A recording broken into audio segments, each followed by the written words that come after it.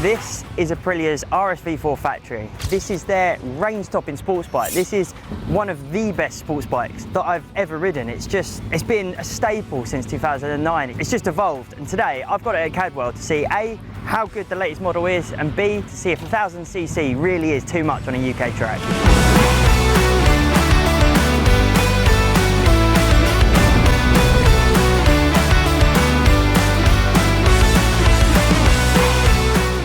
...214 horsepower, 125 newton meters of torque, and all of that at just over 200 kilos. Aprilia's RSV4 Factory is an absolute weapon. As a little bit of background, I love Aprilia's RSV4 Factory. I've ridden a lot of the previous generations, and to be honest, since its release in 2009, the nice thing is it hasn't changed ballistically.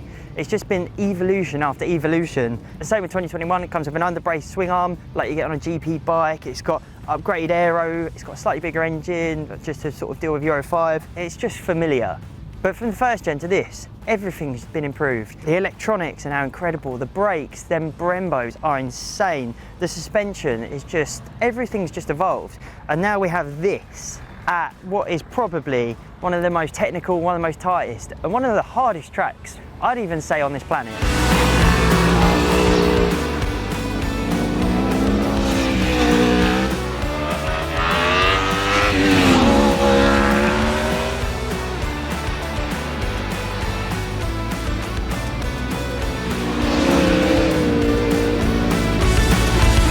So, is 1000cc too much bike to have on a track like this? I've got to say no.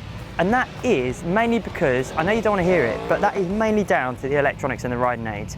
With 6 rider modes and all the electronic rider aids under the sun, we're talking slide control, wheelie control, traction control.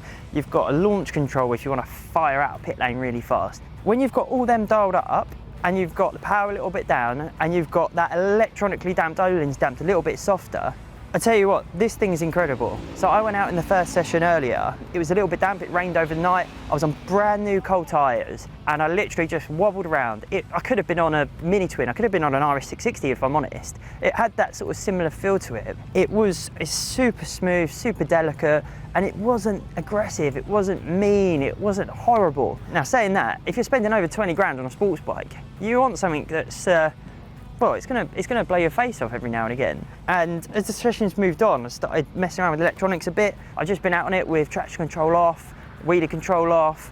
I've put the engine mode on highest, the suspension's in track mode, and it's a completely different bike.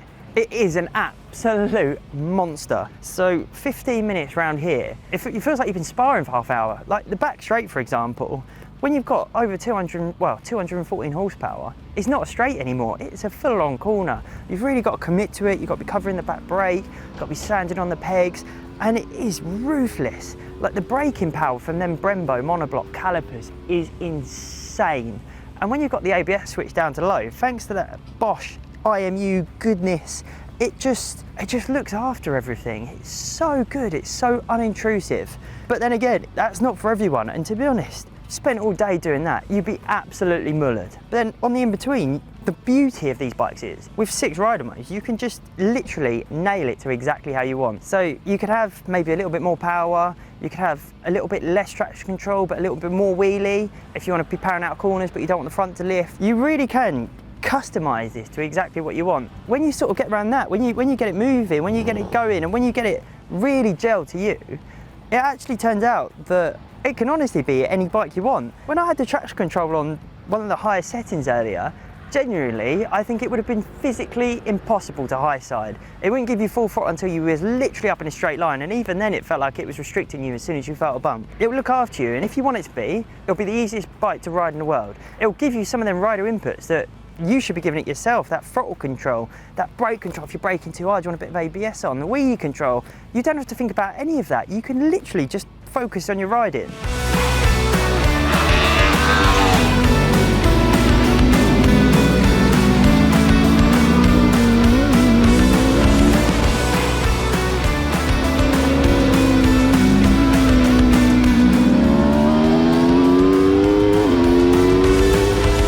Is a 1000cc bike too much? Absolutely not. A 1000cc sports bike in this day and age, with this tech, with this incredible chassis, with these sticky tyres, it's not. It is absolutely brilliant. It's one of them joys in life that you get on it and you go, how is this even a thing? It's crazy, it's perfect. And that is why I love these things. And Aprilia's RSV4 Factory, oh mate, it's one of the best in the game.